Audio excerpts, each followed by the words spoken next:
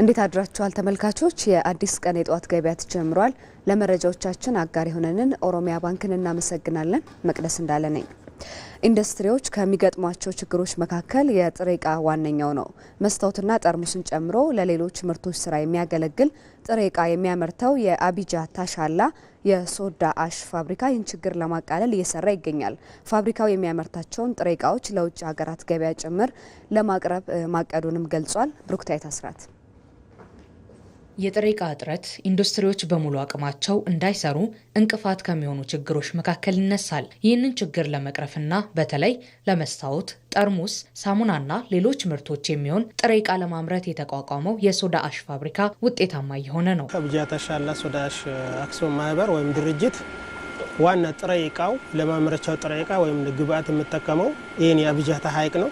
ይህን የአቢጃታ ሐይቅ ፓምፕ አድርጎ ወስዶ በኢቫፖሬሽን ማምረቻ ኩሬዎች አሉ ላይ ፋብሪካ ስር እዛ ጋር በፀሐይ ኃይል እያተነነ ቶሮና ፎርም ያደርጋል። ይሄኛው ቶሮና ደግሞ ማለት ሶሊድ ፎርም ነው፣ ወደ ጠጣር ይቀየራል። ይሄኛው ውሃ ይህን ጠጣር ፎርሙን ደግሞ ወደ ሶዳ አሽ በካልሲኔሽን ያመርትና ሶዳ አሽ ያመርታል። መጨረሻ ፋይናል ፕሮዳክቱ ይሄኛው ፋይናል ምርት ደግሞ ለተለያዩ ድርጅቶች በግብአትነት ለብርጭቆ ፋብሪካዎች፣ ለጠርሙስ እና ለተለያየ ሳሙናና ዲተርጀንት ፋብሪካዎች እንደ ግብአት እንሸጣለን ማለት ነው። የአቢጃ ታሻላ የሶዳ አሽ ፋብሪካ የሚያመርታቸውን ጥሬ ዕቃዎች ከሀገር ውስጥ ፋብሪካዎች በተጨማሪ ለውጭ ገበያ ለማቅረብ እየሰራ መሆኑን የፋብሪካው የምርትና ቴክኒክ ተወካይ ቲባ ኦከቶ ይናገራሉ። ሻላውን በቅርቡ አሁን ይጀመራል ተብሎ ይታሰባል። በሱ ግን ከውስጥ ያሉ ፋብሪካዎች በቂ ሆኖ ወደ ውጭ ኤክስፖርት ማድረግ እንችላለን መለ ግምት አለ። እነ ብርጭቆ እና ሳሙና ፈሳሽ ሳሙና የሚያቀርቡት እንደ ልብ ምርትም ከኛ እያገኙ ነው።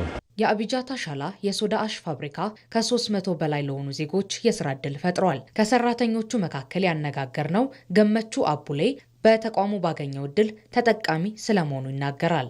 ለ3 ዓመት ጠፍቶ ነበር ሐይቁ ሲጠፋ ይሄ ድርጅቱ ራሱ በጣም ሊቆም ነበር። የዛሬ 2ኛ ዓመቴ እዚህ መጣና ይሄ አቢጃታ ሐይቅ አሁን መጣ። አሁን ሲመጣ ፋብሪካ ውጤታማ ሆኖ አሁን ጥሩ ላይ ነው አለው። እየሰራው ቤተሰቦችን እያስተዳደርኩ እያስተማርኩ ነው እስካሁን አለው። 6 ልጅ አለኝ። ፋብሪካው ለዓመታት ተጋርጦበት የነበረው የኤሌክትሪክ ኃይል አቅርቦት ችግር በዘላቂነት በመፈታቱ ምርቶቹን በስፋት ለማዳረስ ተዘጋጅቷል። አቅርቦት ላይ በጣም እጥረት ነበርና ኃይል እዛ ጋር የምናገኘው ውሃ በጣም እጥረት ነው። አሁን ግን 24 ሰዓት ውሃ እየሳብን ነው። ፋብሪካዎችም የምንፈልገው አቅርቦት በምንፈልገው ልክ እየሰጠን ነው። አሁን እኛ በጣም ያለምንም ስጋት እዚህ ጋር ይወርቃል ብለን ምንም አናስብ። እንዲህም ባልናደርግ ደግሞ በጣም ለድርጅቱ ማምረት አይችልም። ሰራተኛ ወደ መበተን ይሄዳል። ብዙ ችግር ነው። ስለዚህ እንደ መፍትሄ አድርገን ይሄኛው ቋሚ መፍትሄ የሚሆን በዛ እንትን አድርገን ወደ ማምረት ስራችን ገብተናል ማለት ነው። ይሄ ደግሞ አንዱ ዋናው የዚህ የጊዜ ብክነት የመብራት መቆራረጥ ችግሩን በብላጫው የተፈታበት ሁኔታ አለ። መስመሩ 15000 ኬቪ መስመር ነው። መጀመሪያ ተዘረጋው በእንጨት ነበርና በእንጨት ብዙ ጊዜ ይወርቃል። በአንዴ 18 ፖል ነው ወደቀው። የዛኔ ራሱ 18 ፖል ሲወርቅ መጀመሪያ ከውሃ ውጭ ያለውን ሰርተን ውሃ ውስጥ ያለው ሲቀር ነው ትንሽ ያስቸገረና ውሃው ደግሞ የጨመረ ስለመጣ ያለን አማራጭ ወይ በኮንክሪት ወይ በስቲል ፖል መስራት ነበር።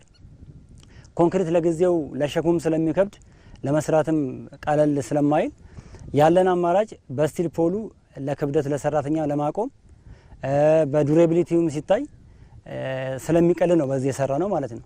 ስፓናል ኮርዱ ይሄ ትራንስፎርመር ነው። ይሄ ውሃ ፓምፕ ካላደረገላቸው የነሱ ፋብሪካ እዛ ጋር መቆሙ ምንም ቫልዩ የለውም ማለት ነው። ለዛ ነው እኛ ውሃ ውስጥ ገብተን ያለውን ስራ የሰራ ነው ማለት ነው። ኢንዱስትሪዎች የሚጠቀሟቸውን ጥሬ ዕቃዎች ከሀገር ውስጥ ኩባንያዎች ጋር ትስስር በመፍጠር እንዲመረት ቢያደርጉ የተሻለ መሆኑ ተጠቁሟል። በሀገር ውስጥ የሚመረት የምግብ ዘይት ለነዋሪው የሚያስፈልጉ ንጥረ ነገሮችን በማካተት መመረት መቻሉ ህብረተሰቡን ተጠቃሚ እንደሚያደርግ ተገለጸ። ከተለያዩ የግብርና ውጤቶች የሚመረተው የምግብ ዘይት በተመጣጣኝ ዋጋ የሚቀርብ በመሆኑ ዘርፉ ሊበረታታ እንደሚገባም ተጠቁሟል። በኦሮሚያ ክልል ቢሾፍቱ ከተማ በዘርፉ የተሰማራን ፋብሪካ ተሞክሮ ከስራ አስኪያጁ አንደበት አብረን እንከታተል።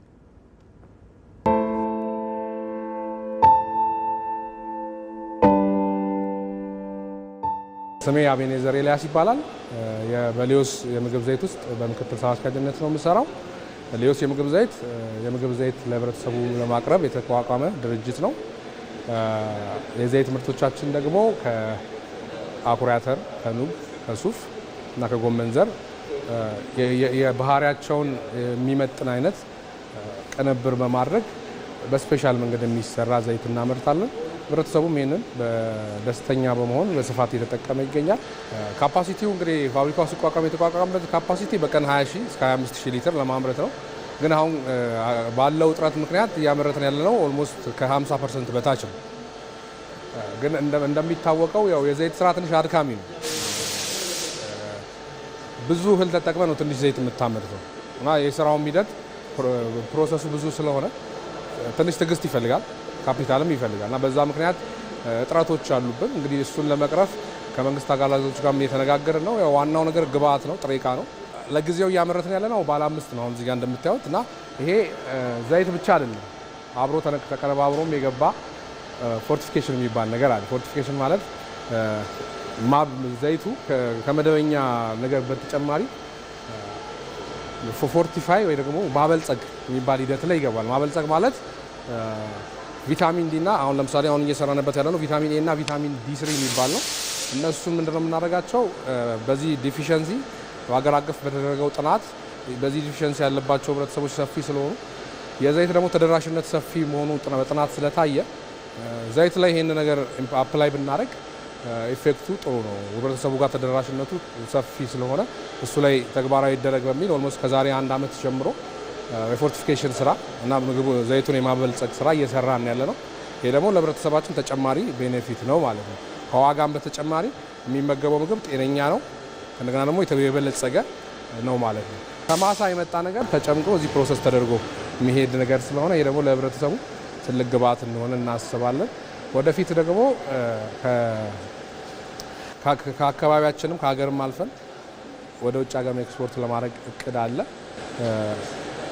እየጀመርናቸው ያሉ እንቅስቃሴዎች አሉ። ከዛም አንፃር ኮንትራክት ፋርሚንግ ወደ ጅማ አካባቢ አንዳንድ የጀመርናቸው እንቅስቃሴዎች አሉ። መንግስትም በዛ በኩል መሬትም በማመቻቸት ከገበሬው ጋር ያለውን ኢንጌጅመንት ጥሩ በማድረግ ትብብር ቢያደርግልን እኛ በሰፊ ስራውን ለመስራት ካፓሲቲው በሚችለው ፋብሪካው በሚችለው በተቋቋመበት አቅም ልክ መስራት እንድንችል መንግስትም እንዲያግዘን ይህንን ጥሪ ማቅረብ እፈልጋለሁ። ከ150 በላይ ሰራተኞች አሉ። ከ100 በላይ ቋሚ ሰራተኞች፣ ከ50 ደግሞ እስከ 200 የሚደርስ ቋሚ ያልሆኑ ጊዜያዊ የሆኑ ሰራተኞች አሉ። 2 ሱቆች አሉን በዚህ በቢሾፍቱ ከተማ ላይ።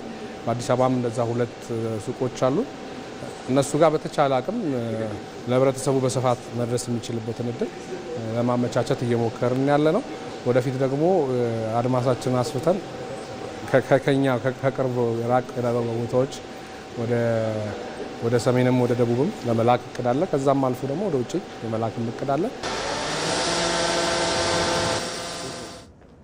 አሁን ደግሞ ተመልካቾች ወደ ቀስተ ዳመና የአትክልትና የፍራፍሬ ገበያ ማዕከል ተጉዘን የማለዳ ግብይቱ ምን ይመስላል ስንል የምንጠይቅበት ሰዓት ላይ ደርሰናል። ይህንኑ መረጃ ልታደርሰን ባልደረባችን ኤዶም አማረ በቀጥታ መስመራችን ላይ ትገኛለች። እንዴት አድርሻል ኤዶም? በስፍራው ያለው የበዓል ወቅት የግብይት ድባብ ምን ይመስላል? የዋጋ አቅርቦቱ ዋጋውን ጨምረሽ እስኪ ንገሪኝ። አመሰግናለሁ መቅደስ። እንደምን አድረሻል? የምገኘው እዚህ ሾላ አካባቢ በሚገኘው በቀስተ ደመና የአትክልትና የፍራፍሬ የግብይት ስፍራ ላይ ነው። እንግዲህ የበዓል ማግስት ላይ እንደመሆናችን መጠን በስፍራ ላይ ያለው ግብይት ጥሩ ቢሆንም መጠነኛ መቀዛቀዝ የታየበት እንደሆነ ታዝቤያለሁ። እንግዲህ በማለዳው እኔም እዚህ ቦታ ላይ ተገኝቼ ያለው የአትክልትና ፍራፍሬ ዋጋ ምን ይመስላል ስል እስካሁን ቅኝት ሳደርግም ቆይቻለሁ። በዚህ ቦታ ላይ ሽንኩርት 1 ኪሎ በ32 ብር እየተሸጠ ነው የሚገኘው። ድንች 28 ብር ነው። ካሮት 80 ብር፣ ቲማቲም ከ35 ብር እስከ 40 ብር እንደ ጥራቱ እንደ አይነቱ በኪሎ እየተሸጠ ይገኛል። ቀይ ስር 1 ኪሎ 50 ብር እየተሸጠ ነው የሚገኘው።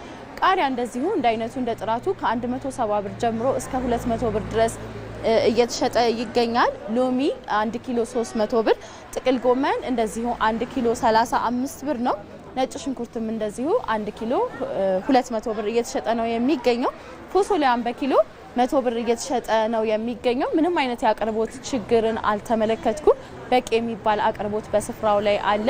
ቀደም ሲል እንዳልኩሽ ግን የበዓል ማግስት ላይ እንደመሆናችን መጠነኛ የሚባል የግብይት መቀዛቀዝ የታየበት ነው። በሌላ በኩል ደግሞ እዚህ ቦታ ላይ ከአትክልት በተጨማሪ ፍራፍሬ ምርቶችንም የምናገኝበት ቦታ ነው። እንግዲህ እዚህ ቦታ ላይ አቮካዶ ከ150 ብር ጀምሮ እየተሸጠ ነው የሚገኘው። ፓፓያ ከ70 ብር እስከ 80 ብር እንደዚህ እንደ አይነቱ እንደ ጥራቱ እንደሚመጣበት ስፍራ በኪሎ ከ70 እስከ 80 ብር ድረስ እየተሸጠ ይገኛል። ሀባብ እንደዚሁ በኪሎ 60 ብር ነው። አፕል 5 ፍሬ 450 ብር ነው። አናናስ አንዷ ማለት ነው 120 ብር ነው እየተሸጠ የሚገኘው። ሙዝ እንደዚሁ 1 ኪሎ 70 ብር ነው እየተሸጠ የሚገኘው። ቀደም ሲል እንዳልኩሽ በቂ የሚባል አቅርቦት አለ፣ ጥራት ያለው እቃ ነው እዚህ ቦታ ላይ ሲሸጥ የተመለከትኩት። ከቀስተ ደመና የአትክልትና የፍራፍሬ ግብይት ስፍራ በቀጥታ ያለ መረጃ ይሄንን ይመስላል። መቅደስ ኤዶም ላደረሽን መረጃ እናመሰግናለን። መልካም ቀን። በመጨረሻም ተመልካቾች በአዲስ አበባና በሌሎች ከተሞች ያለውን የመሰረታዊ ሸቀጦች ዋጋ፣ የውጭ ሀገር ገንዘቦች የምንዛሬ ተመንና የግብርና ምርቶች ወቅታዊ ዋጋ መረጃዎችን አብረን እንከታተል።